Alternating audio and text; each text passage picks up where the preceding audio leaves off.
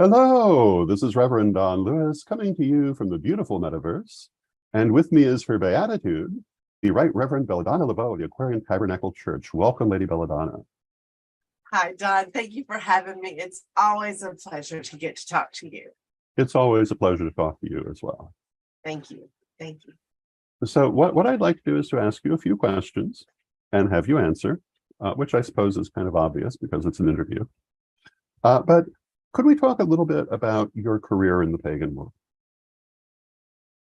Sure. Like my career, I became an initiate very early. I was 20. And so I have been in the pagan community for a very long time. I was trained by a British man who had came over and like met me a couple of days after he got here. He had a bookstore in Dallas, Texas. And so I trained in his store every day. And it was a lot of fun. I really loved that man. And he gave me all the groundwork I needed. And, I have studied a lot of different things over time, but he gave me all of the foundational stuff. He made me memorize all the things. He gave me those good skills that were really hard to find in 1988. I mean, this was pre-internet, Don. We couldn't just go to the internet and say, hey, is there a local witch in my area? You had to run into somebody that was a witch. So I feel very blessed because he poured everything he had into me. And just gave me a really good solid foundation for when the goddess started calling me into the work. And then I've always been a teacher. Like I was the kid in the third grade when we were maybe not third grade, fifth grade, pre-algebra, where they were teaching us to solve for X. And I was like, that makes sense to me. X is basically a question mark. And so I would teach the kids in the things next to me. I just really picked up fast. And I have a way of explaining things that helps people get it. And I don't take 2 hours to explain it either. I'm like right to the point. I'm very fast. So teaching just came really naturally to me. I love teaching. It's very satisfying to watch somebody grow over time. I just told Dusty yesterday, I have a student who has been with me. I mean, it's probably getting close to 10 years now. And she's really coming into her power. Like you can just see it. And it's so satisfying because she's really struggled. Like it's taken her a long time to get there. She's been here longer than a lot of people, but it's so satisfying because it worked so hard, right? So I love that kind of stuff. So I built the college wise seminary and it was online. And that's how Pete met me. He was looking for somebody to run his college. And I get sentimental when I talk about Pete, so y'all are gonna have to excuse me. He was like, I've got this college that I built, but I don't have anybody to run it. And I didn't like the name of it, but I did like the name of the website. Wolstenstein Theological Seminary. I mean, not only is it a huge mouthful, but most people can't remember it. But WiccanSeminary.edu is memorable. Yes, it is. So I was like, we merged Wise Seminary and Wiccan Seminary because he didn't actually have a curriculum. He had a state recognized college paperwork. He had the paperwork, but he didn't have a curriculum. So he took my curriculum and his legal infrastructure and merged those together.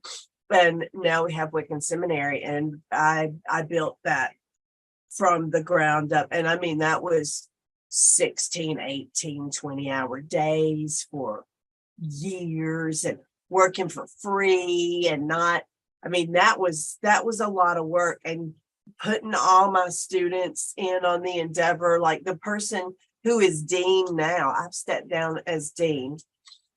The person who is dean now has a master's degree in education and was the dean of education for a decade. And so I'm really proud about the fact that not only did I take this institution and make it work, right? Like it is a successful, viable, it makes money, it pays its bills, it's doing good, but it also has the first paid employee as dean of the seminary. I was like, I need you to be able to do this full time and not have a job at a school. And so we managed to be able to pay her. And that makes me really happy because I don't even draw a paycheck from the church. Like, she's the only person in the church that gets paid. The only person in Wicca I know of that gets paid. It's not something that we usually do, but like a full-time salary. Yeah. We pay our teachers, but it's an honorarium. It's not really a lot of money. Yeah. So I'm super proud of that. The fact that I get to be the person who is the hierophant of the restored mysteries of Eleusis, that is a huge honor. I've been a follower of Persephone, Demeter, Hecate, Aphrodite. That's my jam, Those are my people. I've always been drawn to those deities. When I was 16, I did a paper on comparative theology about the love goddesses as Aphrodite, Freya, Hathor, and Venus. And that comparative theology when I was 16, I got an A. Very good. Thank you. So when I found out that Pete had restored the Eleusinian mysteries and they were doing those, I wanted to be a part of it. And so moving to Seattle and becoming the archpriestess and being able to produce the Eleusinian mysteries every year, that is really what drives me. But the thing I'm probably most proud of is the fact that I've built a college for Wicca that allows us to have Reverend in our titles, because that's why Pete built the college, and that it's state certified and it will continue to operate after I'm gone. I want to reincarnate and be able to go to college. Yes, indeed. I want to reincarnate on a different planet than the one that we had when I got here. I think that's a really, really important point that even in our community, people sometimes lose sight of, that we're not just building these things for now, we're building them for the future. Yeah. We got to come back here again and again and again. We have to build lasting institutions that will embrace and uplift us when we come back. Mm-hmm. And if we don't, they won't be there. Right. We will be. I tell people all the time, Don, I really believe that pagans are the superheroes that we're looking for. I really believe that the goddess brought pagans back to the planet when she did, because she knew that we were in this shitstorm, excuse my language, but it's true. All our systems are broken. Have you watched what's going on with the House of Representatives? What a nightmare. So our food supply is threatened, our government, our schools, our hospitals, our everything. And when everything's broken, there's a real paradigm shift happening. And I just believe that the values that we hold dear are going to help shift us from an immoral lifestyle, not because of the who we're having sex with, but because of what we're doing to the planet, the trash, the pollution, the way we live our life every day is very thoughtless. That's very true. Right. So I believe that she brought us back to really help fix this problem.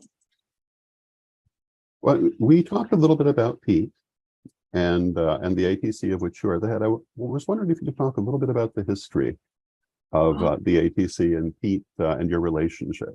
Yeah. The first time I ever heard about you, I want to say it was 2004. And Pete mentioned he thought he had found someone to take over the seminary. And that's funny, because that's when we met. I was there as part of the Witches Across America tour that we did. It was my first time ever visiting the ATC headquarters. And we were having this conversation. He pointed to this little outbuilding and said that was the seminary. I guess it had been a classroom at one time. And whatever materials had or had not been left by the original people were apparently locked in that room. But he was hoping you would breathe life back into it, and you certainly have. And I'm sure that you made him very proud in what were his last years. Well, he was really frustrated because people weren't turning to him as a teacher anymore. Mm. He was, I mean, yeah, he was old. He was old. And most of us want to practice and with people closer to our own age, but I really value the wisdom of our elders. And the thing about it is, I just written my book, Awakening Spirit. I just published my book in 2004. I got my book in November of 2004. And I met Pete. It hadn't been before November 2004 because March 2004 is when I met Pete. So it must have been like February because my book's published in 2004. So I met Pete at Spring Mysteries, and he called me and before that, and he said, "We sound a lot alike. I want to see if we're family." And I'd never had anybody reach out to me like that before. I've been in the pagan community for a long time, and usually everybody's like, "You think you're a high priestess?" Probably not. It's real. You would think that everybody would want to work together, but really the it's what you said, the ego, when people aren't real confident in what they know, they get defensive. And so people were defensive and they weren't friendly. And the witch wars of the 90s and stuff like that wasn't pleasant for anybody. I don't know how paganism survived personally, but he called me and we talked, and we are both British traditional, and we had so much in common. I fell in love with Pete. We talked for 5 hours the first time we were ever on the phone together. 5 hours. And the myth is it takes 5 hours to fall in love, right? A 5-hour phone conversation. Well, that happened, and he invited me out to Spring Mysteries, and I came out to the festival, and it was just the most amazing thing I had ever seen. I felt like I had somehow stumbled across the opportunity to fly to Greece and to go see the ancient mysteries of Eleusis, but it was in Washington State, and I had no idea that it was happening. And they had been doing it for, well, this is the 37th year, so it's probably 17 years at that time, 17, 16. And I was so impressed that they had managed to pull off that size of a production and all of the things that Pete had done. And Pete was so charismatic, and it was hard not to love Pete. He was funny, he was smart, he had the answer to every question that you could possibly come up with. And he had a guy that would fix every problem that you had. And he was just an amazing man. And so Dusty was the one who kind of solidified our long-term relationship. One day I was talking to Pete, and I got off the phone, and I said, "Man, I worry about him being all alone up there," because he lived in the mother church by himself. And Dusty was like, "That man loves you. You should call him every week." And so I started calling him every Tuesday, and I became his student. And that was really special for both of us, because he didn't want to teach anybody how to draw stars in the air and how to find your patron deity and how to shield and crap. He wanted to teach people how to fight the government for our civil rights. Yes. And how to build institutions that last. And he built all these institutions, but he didn't have anybody to run them. And I remember one day he came running down the stairs. He was so excited. He said, "I get it, Bella. I get it. I built all of this stuff, and you have the ability to run all of this stuff." And I was like, "Yeah, it's kind of cool, isn't it?" And because I'm a builder, right? Like I'm a builder's daughter. I build things. I was thinking last night about it's like Tetris. I have all these people in the room and they start talking, and I just put all the places, I just put all the puzzle pieces into place and make it work. It's just my talent, right? I see the patterns and I put them all together and send them off to do their thing. So it was a match that I love Pete and I love everything that he did. He was a hard man for some people to deal with. They called him the man with the steel spine. Yeah. He could literally look you dead in the eye and say this and mean it from the core of his being. If you do what I say, you'll win. If you don't do what I say, results will vary. I cannot guarantee results. And he would be right. He would be right. And so that was really hard for a lot of people to deal with, but I appreciated it. I don't have to be, I don't have to be the best. I appreciate mastery. I loved what he accomplished, and it's just what an honor to be able to step into those shoes and not try to be Pete, but take it to the next level, because Pete did all this stuff. Oh, you got me all sentimental. I love Pete. Pete did all of this amazing stuff, but that was for the Wicca that we had then and the paganism that we had then and the world that we had then. We have a different world today. I just giggle when I think, oh my God, what would Pete do if he ran into Donald Trump? Or what would Donald Trump do if Pete was still on the planet? Because Pete was a formidable foe, Yes, he was. So he taught me all these things that I would not have learned on my own, such as, how to look at the Christian periodicals and learn what we need to learn from there, and how to take from other places and apply them to what we have here in order to round out our religion. Because, Don, people don't teach us how to fight the government for civil rights. They teach us how to draw stars in the air and how to cast and call and how to write rituals and all this other stuff. The Catholics and the Mormons, they've been doing this for a long time, and they have a lot of money to do it with. And we are just, still putting flesh on bone in some places of our religion. So he really wanted to teach those kinds of things. And I was honored to be his student. I think that it's extremely important that we learn that lesson, that it's the practicalities as well as the all the fun stuff that we need to have to build the world we want to have. And Pete certainly understood that, and you understand it as well.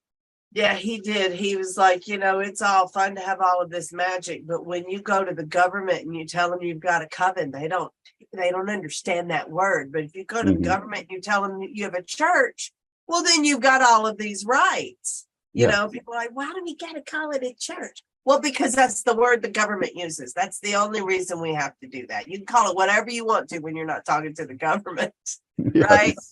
Exactly.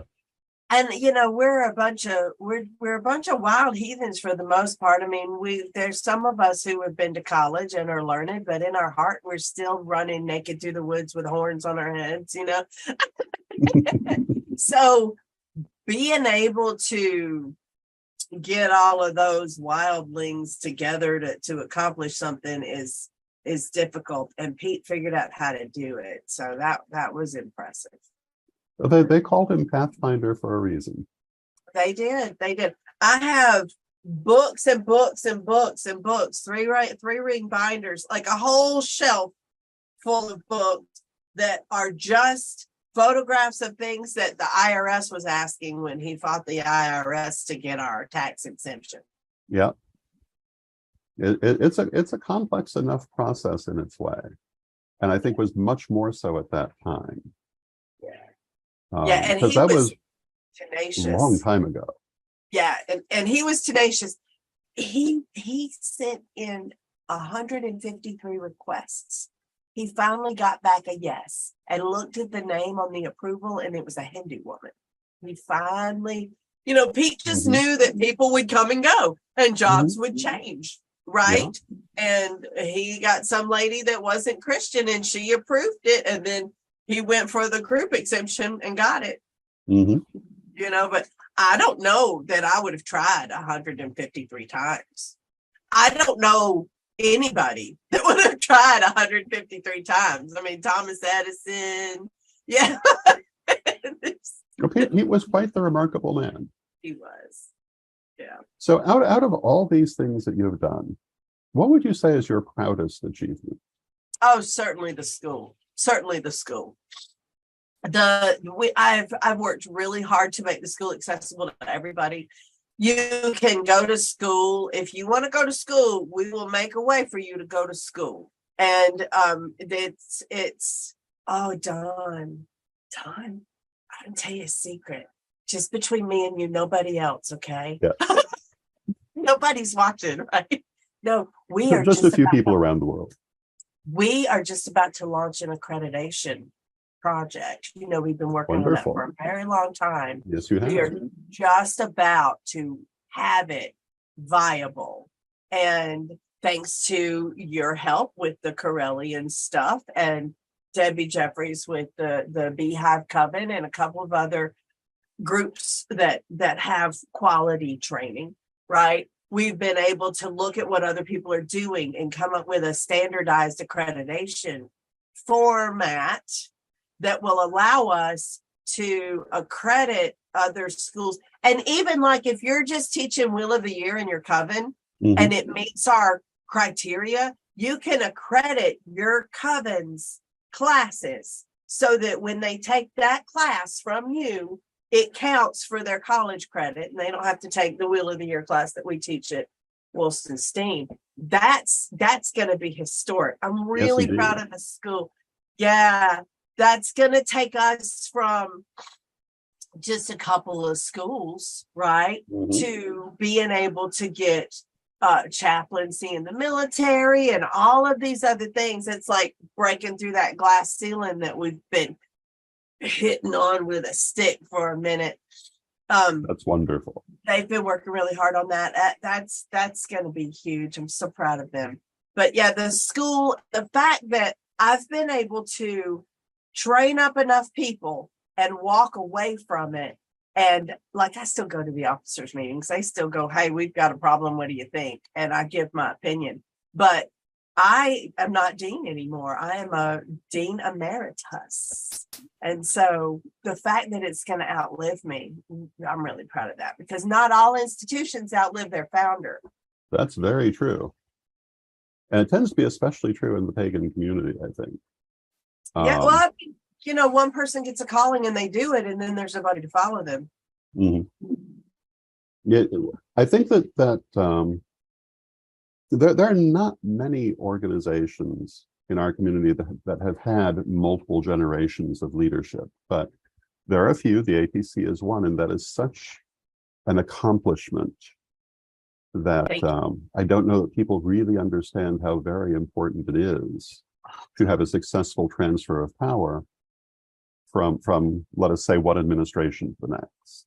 Well, and it's because the people don't support it either. They're like, that was my person. I don't know you, and so you almost have to fight well, that's how it is in paganism anyway. We've always said that the outside's not going to destroy us. It's our own people, fighting and stuff like that. But man, the transfer of power was so, like, there was this handful of people who were like, oh my God, we're so tired of Pete. We so sick of his, I'm always right bullshit, whatever it is that they had going on. And then there was these other people who were like, we want this person to be the archpriestess. And it's really hard. But there was a lot of people who were like, we don't think that you're going to be able to pull it off. We don't believe the ATC is going to survive. There's people today who were like, the ATC didn't survive. Y'all aren't what you used to be. And I'm like, I don't know, I beg to differ. But, how would you know if you're not here, right? How That's would you true. know if you're just on the outside? So it's really difficult, Don, because people get emotionally attached to one person and they have to grieve through that. And everybody grieves differently. When you have a whole bunch of people, what we say in the South is that it ain't really a funeral until somebody's yelling in the parking lot, "I love mama more than you," but it's kind of Yeah. true. People grieve, and it's all this negativity and all of this pain. And people, I don't think that people know how hard it was and how much effort we put into it, and the days and days of just digging in. And there are pictures of warriors that are holding their sword, and they're all like that, cuts on their face, and and Yeah. I'm like, man, that was me. Yes, that indeed. was, that was Well, me. that touches on something that was not a question I was going to ask, but I think it's one that I should ask. When you're in a position of leadership in this community, it can be very difficult. You were just talking about the succession and the turnover, but even without that, it has a lot of aspects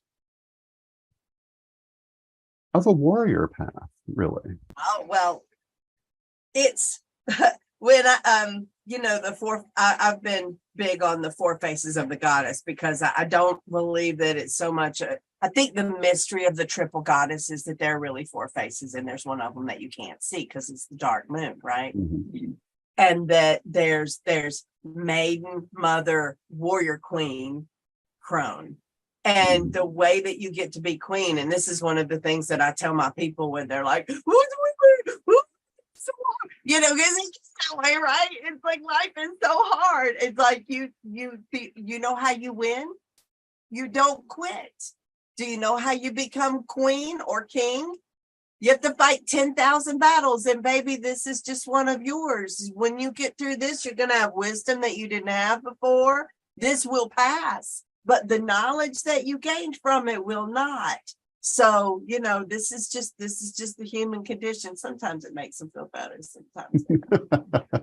It can be hard when you're in the moment.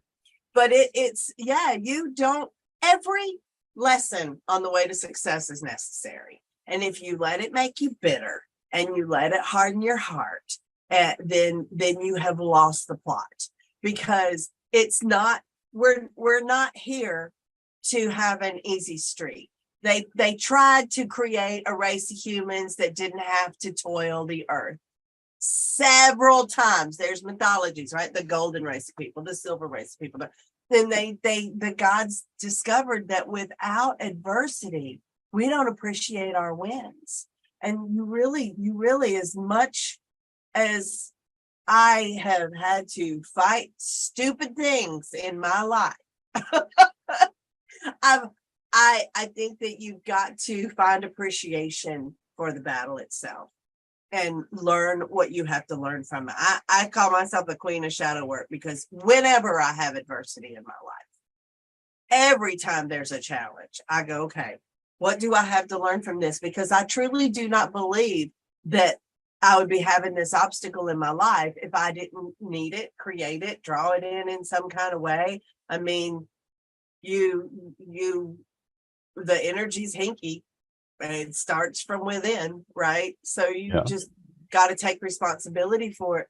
But also, I really think the pagan community needs to stop being bleeding hearts about people that come on and just shred other pagans, shred our leaders, disrespect our stuff. People get upset about things. I get mad about stuff. I would defy you to go through my Facebook page and find a rant, because it's just not appropriate. What I tell people is the quality of your character comes out when you've got training. And if you have grace and quality of character and self-respect and respect for the path, you will sit down and look in the mirror and figure out what you can do to fix your problems. And if you want to blame other people and talk about how horrible other people are, and villainize your brothers and sisters or your leaders and elders, then you don't get what we're doing here. You don't get it. And I'm sorry you don't get it. And you can write funny memes about how stupid that it is that you don't get it. But the only thing that happens is those of us that get it look at those posts and go, oh, they don't get it. And it's sad. And no, the people that do get it are not going to say, hey, you silly person, you didn't get it. They're just going to move on, because when you do that, you tell everybody the quality of your character, and people with quality back the heck away from that. You're judged by the company you keep. And with a fool, no season spend, lest they be counted as your friend. The quality of your character is important, but also the quality of the people that you surround yourself with is. And so when you see people acting like that, don't be like, oh, Tata, poor you. Just don't say anything and move on. Maybe consider removing them from your friends list, because honestly, that's what I do. I go, oh, we're not friends. I have 5,000 friends. I need room for more.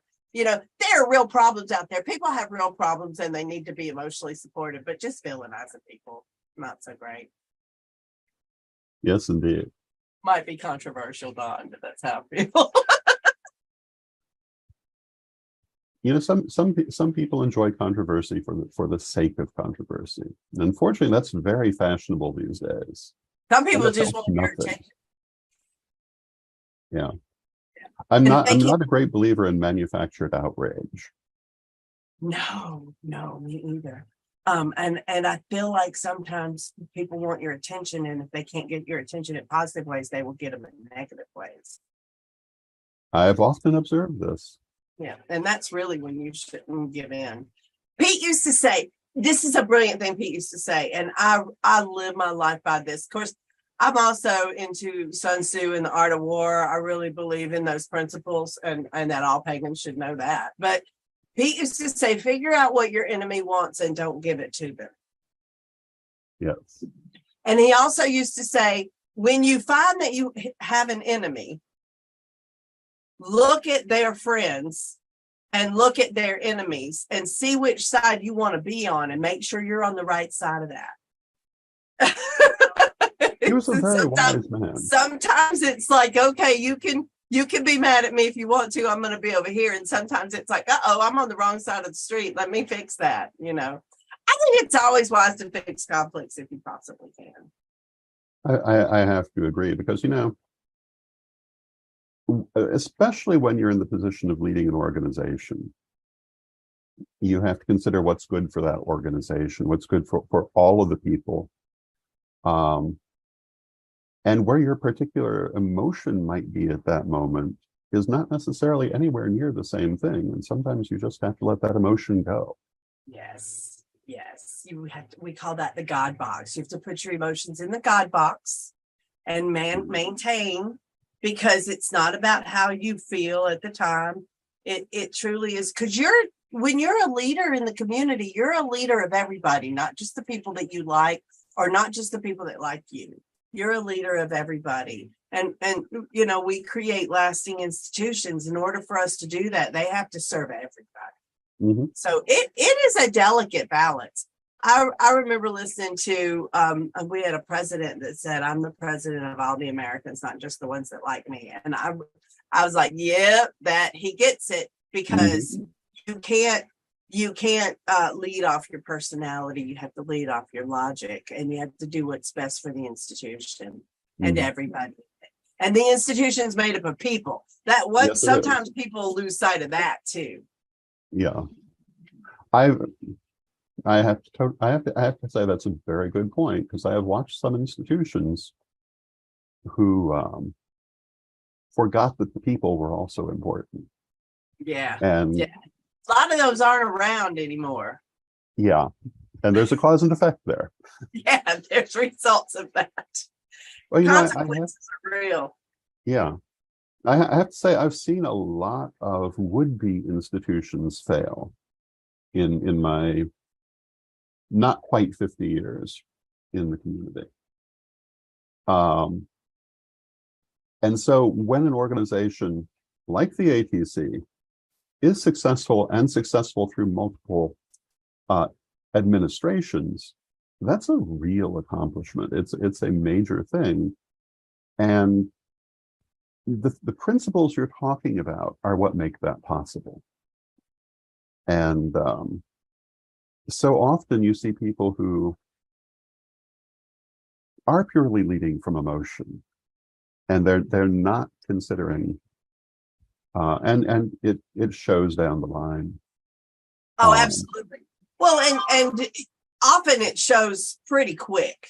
Mm-hmm. It shows pretty quick. Now there are leaders that, man, you get a new leader in, you're gonna have to expect that they're gonna need to learn some things. Oh, of course. You know, Elon Musk, bless his heart, said in the Southern way, said, he said, I just bought this thing. We're going to try a bunch of weird stuff in the next 30 days. And some things will work and some things that won't. Just, bear with us. And I was like, that's all new leadership. People get in leadership and they're like, I really didn't like this. I'm going to change it. And so I learned something in the Navy that really helped me. And because I am Persephone's my patron. I'm the goddess of change, right? Like I will change things. But in the military, when you go and take over a watch, you're supposed to give it 30 minutes before you make any changes. You go, you look at all the dials, you look at what's going on, and you just observe for 30 minutes. And then you make small adjustments. Because if you go in and be like, oh, this is all wrong, then you're going to probably have to change it all back really quickly so that you don't hit an iceberg in the middle of the ocean, right? Like there are reasons why. And that's one of the things that I learned. I came into the ATC and they did events the first and third Saturday of the month. And I'm like, well, that's really great. But what about if the Sabbath is not on the first and third of the month and the moon's not on because I worshiped when the moon was and we had the events on the day. Mm-hmm. Well, in Georgia, everybody was way closer. It was some of my coven members were 3 doors down, and that wasn't a problem. But it takes an hour and a half to get here from Seattle, right? Yeah. And Pete was like, if it's the first and third, everybody knows something's happening the first and third, and they come on those days, and then we just do whatever makes sense astrologically at the time. And I was like, well, that's dumb. And so I changed it. And then I changed it back. Yeah. And, there was a couple of things like that. I was like, I don't like this. I don't think this is a good idea. Pete had it to where you couldn't drink at the festivals. And I was like, everybody's hiding it anyway. And he said, yeah, but they're hiding it, which means we don't have to deal with people drunk and things like that. Like they're not being a security problem because it's not okay for them to drink. So if somebody's throwing up, they don't let the Rangers know. I'm like, okay. I hate the lying and the manipulating. So we're just going to say it's okay to drink. Well, then somebody fell face first into the fire. And so now you're not allowed to drink at the festivals anymore. But also, you usually had a good reason for all of the things. Demeter doesn't like alcohol anyway. Like when I was doing my tour, Demeter, there's no substances, no alcohol. She wants a pure vessel. Mm-hmm. There's things she's particular about. So, but when you come and follow a leader, you got to rely on them for having made good decisions. And sometimes you want to bump up against those and test them, and you should give it. And that's natural too. Yeah, you should give it. When I came out to the ATC headquarters in 2004, Pete was showing me the grounds, which have developed considerably since then. But there were many beautiful things then. And one of them was a ritual circle surrounded by benches. And he gestured to the benches and he explained to me that he used to think that it was disrespectful to sit during ritual and that people should stand through the whole thing because it really wasn't going to be that long. And then, he said, I got old. And we got benches, which is another way of saying you learn as you go, and you adjust. And speaking of that, what would you like to see for the future of the pagan community? What would you like to see develop as we go forward? Well, we are, I've been working on raising money. Money is the problem that we have. We have a lot of thought, heart, ideas, people, intentions, all of this. Covens everywhere. There's pagans everywhere. We do not have enough money to make a difference in this world.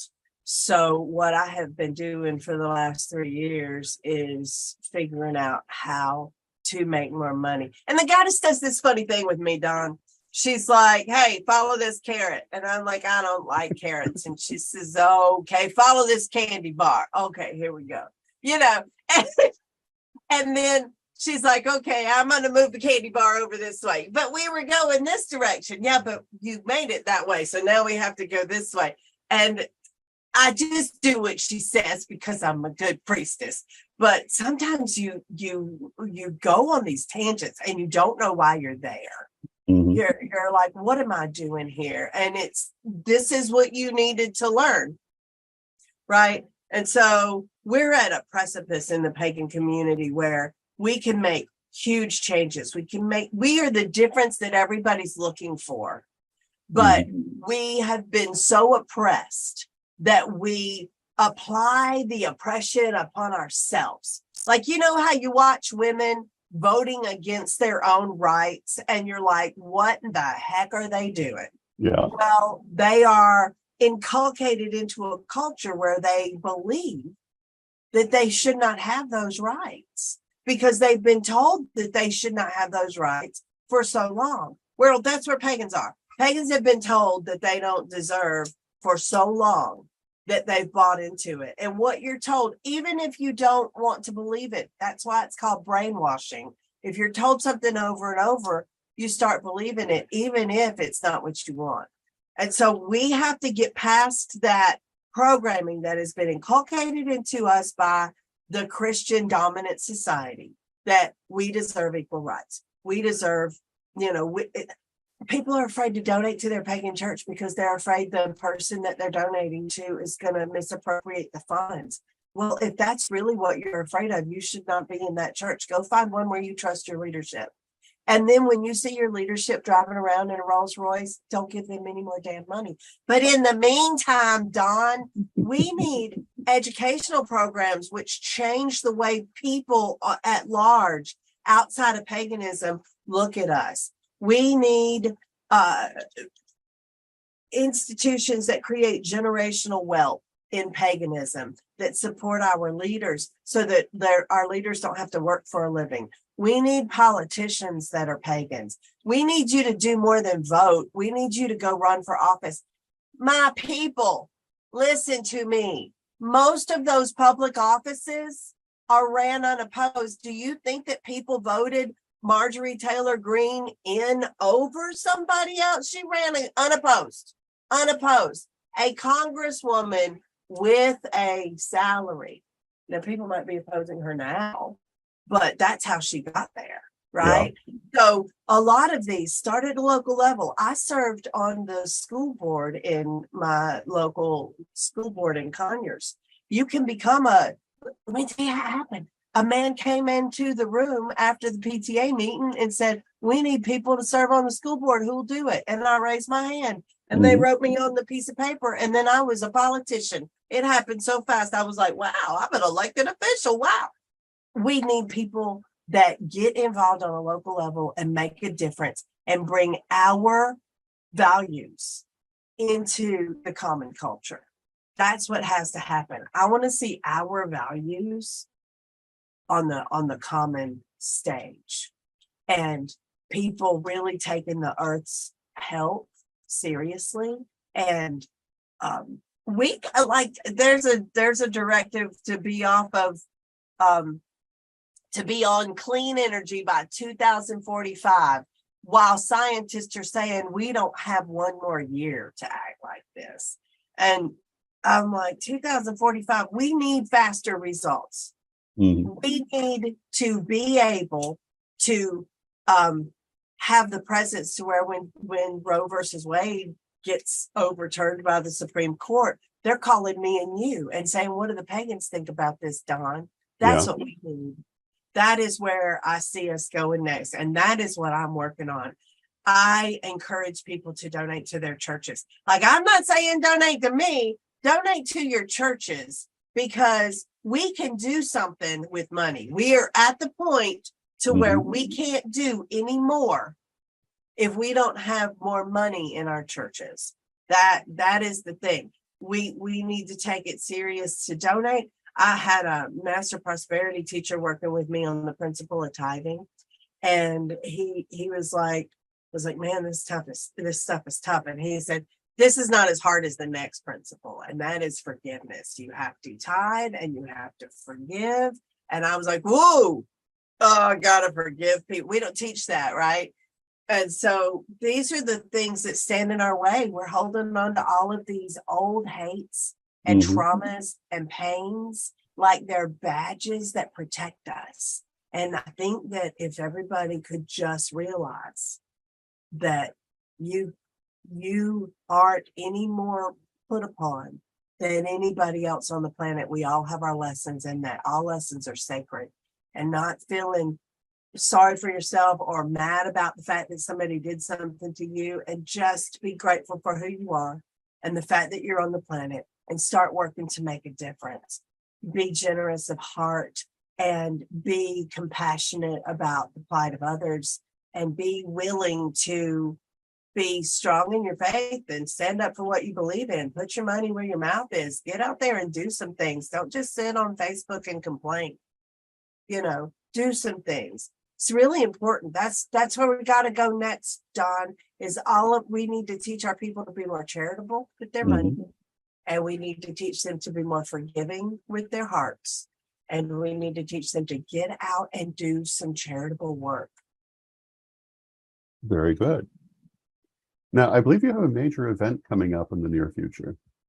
Oh, God, I'm so excited about Spring Mysteries Festival. Oh, goodness. Okay. So we've been doing Spring Mysteries Festival at a state park for 34 years, and then the pandemic happened, and this is number 37. We've moved it to a hotel. No, we did a Cate Sickle Festival in a hotel, and we were all pretty upset about it because we were quite attached to Fort Flagler.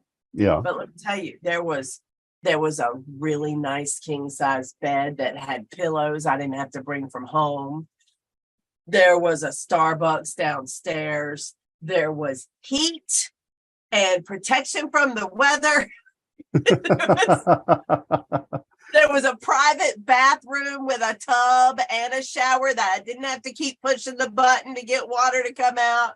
Like, it was really nice. We got to eat in a restaurant. It was so nice that none of those physical elements were there to make you uncomfortable. And so the energy was just so much smoother. You go to a festival and you're like, the energy is really good here or not, right? Well, when you are so uncomfortable and you're sleeping on the ground or worse, in a bunk bed with a state mattress and all this stuff, it's really difficult to be spiritual and come from your highest place. But when you're in a luxurious hotel, it is a lot easier to keep that positive energy going. And Sickle was off the chain. I had so much fun. I cannot wait till Spring Mysteries. We have had record registrations. We can register as many people as you want to. At Fort Flagler, we only had 240 beds, so we really didn't have the ability to accommodate more people. We have had, record registrations. And so Spring Mysteries Festival is the Goddesses Festival. It's Demeter's festival. It's the restoration of the Eleusinian mysteries from ancient Greece. Oldest pilgrimage known to man. Older than Mecca. Oldest pilgrimage known to man. And for those of you who don't know, it's the story of Demeter and Persephone, the Kore, who gets taken to the underworld, and then she comes back, and all of the things that happen. And it's an oath-bound mystery. You get initiated into the rites of Demeter. You don't get initiated into Wicca or into paganism, but you get initiated into the rites of Demeter, which, are the likes of also Socrates, Aristotle, Plato. All of those people got initiated into the rites of Eleusis. It's a very prestigious lie. But it's an oath-bound thing because we can't tell you what's going to happen to you. I can tell you what I experienced, but then that might ruin it for you, right? Yeah. Because you are integral to the story. What you see and experience and what the gods say to you in your head, all of that is really the transformation. And the great thing about Eleusis that scholars say is that people would go to Eleusis and they would experience the rites, and then they would lose the fear of death. And you really do. Like I'm not afraid of dying. I'm not in a hurry. Like I got a lot of work to do. I don't want to go right now, but I'm not afraid of what's going to happen when I do, because I know. I don't believe. I don't have a faith. I don't hope. I know. And the difference between having faith and believing and knowing, like I have faith that I'm going to have dinner this afternoon, or I know I'm going to have dinner because there's groceries in the refrigerator and Dusty's going to cook them, like I hope that somebody gives me $1 so I can eat is not the same thing. And, so in the Bible how God used to live with the people on the earth, and then God went away, and we're like, wouldn't God still be around today? Like God told Adam and Eve to wear clothes or to, I don't know what God told Adam and Eve. Don't eat from the tree of good and evil is one of them. But God spoke to early man in the Bible and then stopped, right? And I don't know if you've ever asked this question, Don, but I've been like, wouldn't you still want to talk to us? We're still here. Where are you? Right? Well, Demeter and the gods of Olympus do walk the earth at Spring Mysteries, and you can talk to them, and that they're there because you feel it. And so you really have to experience the mysteries. It's one of those kinds of things that I think should be on every pagan's bucket list. If you knew that the rites of Eleusis were still happening in Greece, would you get a plane ticket and go? I know I would. Yeah. I would be like, I'm going to have to save up $2,500 to fly to Greece, and God only knows how much for a hotel room and stuff like that. Well, the good news is that it's just in Washington State. And as a single mother, I could come up with the money that it took me to get to Washington State every year, because that's where deity was. And like you pray, you have these really powerful spiritual experiences, you do ritual, you know that you had that experience and it fortifies you. It's not the same. Oberon Zell was like, yeah, we've been doing this in Church of All Worlds for 20 years. And I said, it's not the same, Oberon. And he's like, I'm probably pretty sure it is. You've never seen what we do. And I'm like, I can promise you it's not the same. So then he came and he was like, you're right. It is not the same. Nobody does what we do at Spring Mysteries. It is an iconic pagan festival. It's 37 years in running. I very much encourage every pagan alive on the planet to go to Spring Mysteries at least twice. It is a unique and remarkable experience. Thank you, Don. I really Don has not only been to Spring Mysteries, but has been the illustrious, it was Eumolpus, right? Yes. You were Eumolpus, yes, the Hierophant of the Mysteries. I believe so. I was one of the two brothers. One of the two brothers. Yeah. Did you do the first degree initiation for everybody or no? Yeah, see, you were Eumolpus. Okay. Yeah, Triptolemus goes and teaches everybody the first degree initiation. And that was Terry Riley. You were incredible. Thank you. Thank you. It was a wonderful experience. Oh, thank you. Yeah. A lot of work. A lot of work. but So worth what are it. the dates? It is always Easter weekend, and this year it is April 6th through the 9th. And we actually are online as well. It's a hybrid event. So if you're homebound and you can't go, you can still go. We found that a lot of people were able to come during the pandemic who are homebound. And so we're going to keep including them in the event and do hybrid events. So I think that's really awesome. Now the cost is the same because the effort that goes into doing a hybrid event takes an entire another crew. So it's an expensive endeavor, especially at a hotel, but super worth it. We really want to include the people in the community who are challenged to be able to do things. And the hotel has given us an incredible deal. Like the rooms are usually $250 a night. They're only $128 a night. It's a fantastic hotel. The Hilton's the Garden Hilton SeaTac Convention Center. We've rented the whole convention center. It's fantastic, super awesome. And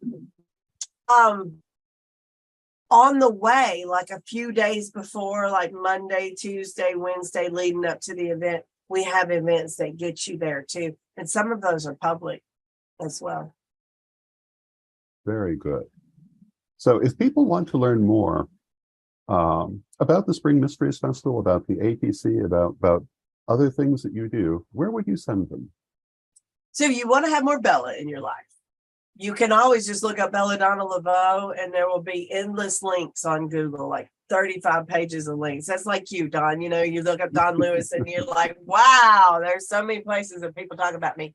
But atcwicca.org, atcwicca.org is our church site, and pretty much everything can be found from there. wiccanseminary.edu is the school. Spiralscouts.org we haven't talked about, but we have the 4th largest youth organization in the United States. And then springmysteries.com is the Spring Mysteries Festival website. And you can also go to belladonnalaveau.com to find my website, but I am really easy to find on Facebook. Belladonna Laveau, 2 words. LAVAU. Yeah.